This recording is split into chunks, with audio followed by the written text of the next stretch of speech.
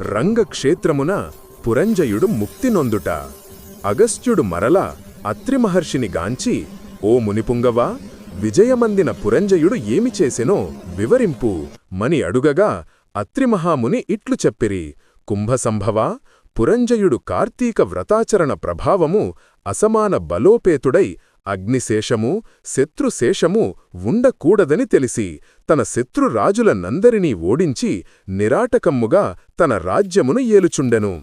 తన యొక్క విష్ణుభక్తి ప్రభావము వలన గొప్ప పరాక్రమవంతుడు, పవిత్రుడు, సత్యదీక్షతత్పరుడు, నితాన్న దాత, భక్తి ప్రియవాది, తేజోవంతుడు, వేదాంగ వేత్తయ్యుండను. మరియు అనేక శత్రువులను జయించి దశదిశలా తన యఖండ కీర్తిని ప్రసరింపచేసెను. శత్రువులకు సింహ స్వప్నమై విష్ణు సేవాధురంధరుడై కార్తీక వ్రత ప్రభావమున కోటికి పడగెత్తి హరి షడ్వర్గములను కూడా జయించినవాడయ్యుండెను. ఇన్ని ఏల అతడిప్పుడు విష్ణు భక్తాగ్రేసరుడు, సదాచార సత్పురుషులలో ఉత్తముడై రాణించుచుండెను. అయినను తనకు తృప్తిలోదు. ఏ దేశమున, ఏ కాలమున, ఏ క్షేత్రమున, ఏ విధముగా శ్రీహరిని పూజించినా కృతార్థులనగుదునా యని విచారించుచుండగా ఒకానొకనాడు అశరీరవాణి, పురంజయ, కావేరి తీరమున శ్రీరంగక్షేత్రమున్నది. దానిని రెండవ వైకుంఠమని పిలిచెదరు. నీవు అచటకేగి శ్రీరంగనాథ స్వామిని అర్చింపుము.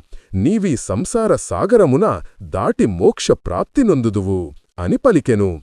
అంతటా పురంజయుడు అశరీరవాణి వాక్యములు విని రాజ్యభారమును మంత్రులకు అప్పగించి సపరివారముగా బయలుదేరి మార్గమధ్యమునున్న పుణ్యక్షేత్రములను దర్శించుచు ఆయా దేవతలను సేవించుచు పుణ్య నదులలో స్నానము చేయుచు శ్రీరంగమును చేరుకొనెను. అక్కడ కావేరీ నది రెండు పాయలై ప్రవహించుచుండగా మధ్యనున్న శ్రీరంగనాథాలయమున శేషశయ్యపై పవళించియున్న శ్రీరంగనాథుని గాంచి పరవశమొంది చేతులు జోడించి, దామోదర, గోవింద, గోపాల, హరే, కృష్ణ, వాసుదేవ, అనంత, అచ్యుత, ముకుంద, పురాణ పురుష, హృషికేశ, ద్రౌపది మాన సంరక్షక, దీన జన భక్త పోష, ప్రహ్లాద వరద, గరుడ ధ్వజ, కరి వరద, పాహిమాం, పాహమాం, రక్షమాం, రక్షమాం, దాసోహం పరమాత్మ దాసోహం యని విష్ణు సూత్రమును పఠించి కార్తీక మాసమంతయు శ్రీరంగమునందే గదిపితదుపరి సపరివారముగా అయోధ్యకు బయలుదేరును. పురంజయుడు శ్రీ